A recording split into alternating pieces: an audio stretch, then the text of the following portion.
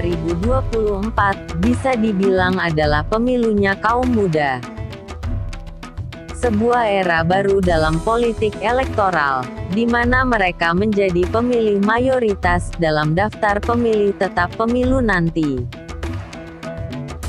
Jumlah pemilih muda mendominasi hingga 56,45% dari total pemilih.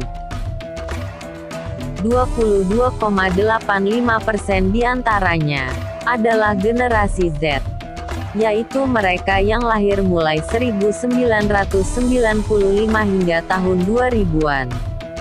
Dan 33,6% lainnya merupakan generasi milenial, yaitu mereka yang lahir mulai 1980 hingga 1994. Belum lagi jika ditambah dengan sebagian dari 28,07% pemilih generasi X, yang masih bisa dimasukkan kategori muda. Sisanya, 13,73% pemilih merupakan generasi baby boomer kelahiran 1994 hingga 1964, dan 1,74% generasi pre-boomer yang lahir sebelum 1944. Dengan data dan fakta itu, maka tidak terbantahkan bahwa kaum mudalah yang akan menguasai dan menjadi penentu kemenangan pada kontestasi politik di 2024. Sekaligus penentu masa depan negeri ini, melalui pilihan-pilihan mereka dalam bilik suara nanti. Dan ibarat peribahasa, ada gula, ada semut. Sudah pasti, kaum muda sebagai pemilih terbesar saat ini, merupakan aset bagi setiap partai politik dan tokoh politik, untuk direbut hati dan pikirannya, agar bisa memenangkan kontestasi pemilu 2024 nanti. Namun, tidaklah semudah membalikkan tangan, untuk bisa menggaet mereka. Generasi milenial dan Gen Z, yang sebagian besar tumbuh dewasa di era reformasi, memiliki karakter, keinginan, sikap maupun harapan yang berbeda dengan generasi lain yang lebih tua.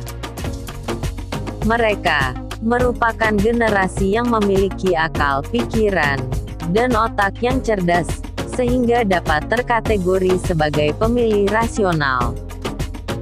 Generasi yang mendasarkan pilihannya pada aspek rasio, akal pikiran, dan mempertimbangkan kalkulasi untung rugi dalam menggunakan hak suaranya. Mereka tidak mudah didikte dan didoktrin.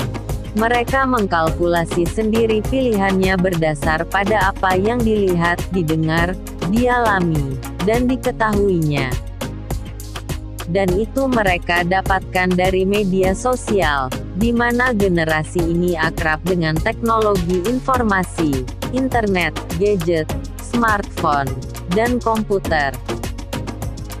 Generasi milenial dan Gen Z mendapatkan informasi, pengetahuan, dan pemahaman tentang kepemimpinan nasional, partai politik, maupun tokoh politik, lebih banyak bersumber dari media online, media sosial, maupun berbagai informasi di dunia maya. Informasi dan pengetahuan yang kemudian mereka akumulasi, dan melahirkan persepsi serta opini, atas sosok pemimpin nasional yang mereka kehendaki, dan partai politik yang akan dipilih, tanpa adanya tekanan maupun paksaan dari pihak lain. Pilihan, referensi, dan fanatisme politik tumbuh secara otomatis pada generasi milenial dan Gen Z, sebagai akumulasi pemahaman yang mereka peroleh di media sosial. Pemilih generasi milenial dan Gen Z tergolong bukan pemilih yang emosional dan transaksional. Mereka memiliki kedaulatan sendiri dalam menentukan kepemimpinan nasional mendatang. Sekat-sekat suku, agama, ras dan golongan tidak mempengaruhi pilihan rasional dalam memilih kepemimpinan nasional. Isu-isu primordialisme tidak akan merintangi hak pilih mereka. Generasi milenial dan Gen Z lebih praktis dan pragmatis dalam mempertimbangkan pilihan politiknya. Pemimpin nasional yang dipilih adalah yang memenuhi kebutuhan hati, sesuai selera dan sikap yang zaman now. Mereka merupakan karakter pemilih yang otonom, berdaulat dan mandiri, sehingga sangat cocok bagi akselerasi konsolidasi demokrasi di Indonesia. Resisten terhadap praktek kecurangan, praktek politik uang, dan pelanggaran yang menabrak nilai-nilai kebenaran. Alergi dan antipati terhadap partai politik maupun tokoh politik yang berbuat curang, menyimpang dan menyeleweng dari aturan dan ketentuan yang berlaku. Sikap rasional mereka menjadi modal bagi masa depan demokrasi di Indonesia yang harus dijaga, dipelihara dan diberdayakan, agar mampu membangun demokrasi yang transparan dan akuntabel, sehingga terpilih pemimpin nasional yang amanah. Siapapun, tokoh maupun parpol yang berkontestasi dalam Pilpres 2024, harus mampu membaca momen dan momentum, untuk bisa menggaet hati dan pikiran mereka. Perlu strategi inovatif, kreatif, partisipatif, interaktif, dan transparan, agar mereka bisa dirangkul, sehingga mau mendukung setiap program yang ditawarkan. Dibutuhkan pemimpin nasional yang memiliki visi teknologi informasi, ramah terhadap media sosial, dan mampu berinteraksi dan menyapa warga dunia maya, secara bebas dan terbuka. Memang ada sebagian kecil dari mereka, khususnya para pemilih pemula, yang masih cenderung apatis, bahkan apolitis.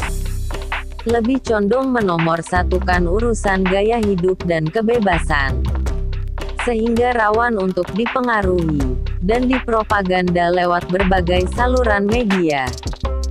Mudah terbawa dan teracuni oleh sentimen-sentimen politik yang diproduksi elit, termasuk di dalamnya pihak yang dengan sengaja mempersempit sudut pandang dan objektivitas mereka. Itulah tantangan terbesar yang akan dihadapi kaum muda saat ini. Sejauh mana mereka mampu mempertahankan independensi pikiran di tengah serbuan opini dan propaganda di tahun politik saat ini. Terima kasih telah menonton video ini. Semoga bermanfaat.